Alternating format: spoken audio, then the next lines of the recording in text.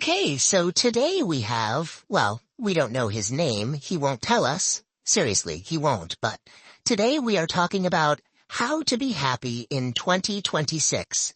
And we have the Wanderer with us. Let's get straight into it.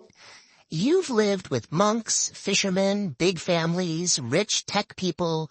If I asked all of them how to be happy in 2026, what would happen? They'd disagree so hard it'd be awkward.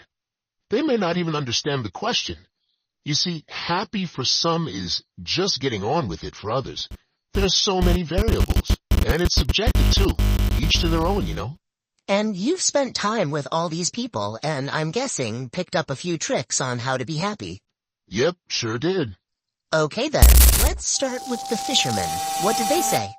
They woke up before the sun did. Their bodies hurt. Their hands were ruined, and they were exhausted.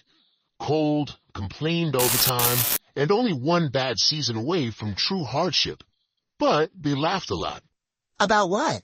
Nothing important. Each other, the weather, the same story they told 100 times. They were in the moment. Brotherhood and danger, two great ingredients. I should put that on a t-shirt. Brotherhood and danger. Yeah, I like that. You do like your t-shirts, I see. I see you sporting the latest Daddy-O top. Pretty cool. What's Daddy-O? Thanks. Bit of a secret, really. Watch the space. No problem. How about the monks? Very calm, very disciplined, very aware. Control over their minds, they said. They also had doubt they didn't like to talk about. One of them told me, I no longer suffer the way I did, but I also don't escape the way I used to. Deep shit, man. I respect those dudes, but fuck. Silence over silence all the time? Nope. But they seemed happy. Very much so. It was a curiosity I'm yet to understand.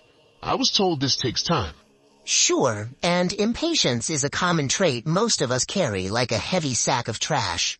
Yep, defo. Now you got the rich tech crowd. Noisy bunch, fun to be around, but I was always so glad to get away at the end of the night. But they were locked into happiness. Material happiness, but I'll tell you, for them it worked a treat. Tell me more. Yeah, so these lot are crazy. They had options, endless options. They tracked their sleep, their food, their mood. They optimize happiness and won't stop until they get it. Plastic, powder, or little ones and zeros playing across their screens. Geeksville, but I loved it because they loved it. Were they happy? At the weekends, yes. On the surface, for sure. But outsourcing elements of your joy and discomfort all the time isn't sustainable. Happy really isn't one thing. One big wallet, one big meditation, the latest happy pill.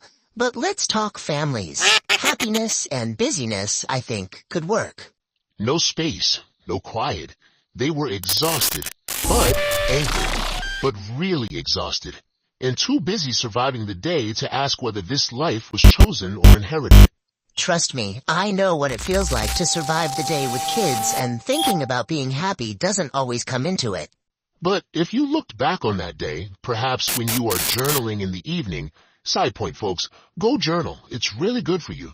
I'm gonna make a new t-shirt and call it Journal or Die, mofos. Anyway, those families, they were tired and weirdly full.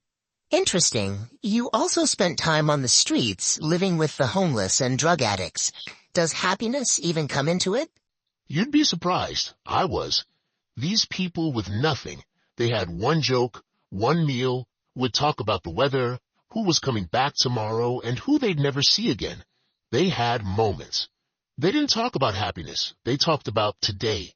I've spent many nights in tears of laughter with these guys, and all it took was a bottle of red wine and a load of chicken nuggets.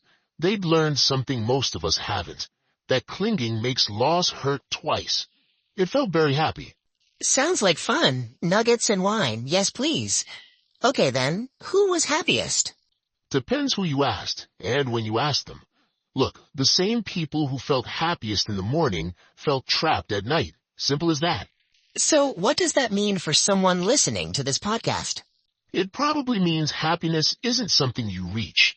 It's something that visits. I guess the happiest people I met weren't trying to be happy. They were surviving. A sign of our times. Well, thank you very much for that. I really enjoyed it, and I hope the listeners did. Next time, we have a land registration expert in the studio who will be sharing with us the joy of finance integrations, corporate systems, and getting the best from your Zoom meetings. Do not miss that, as it sounds like a cracker. Cheerio for now.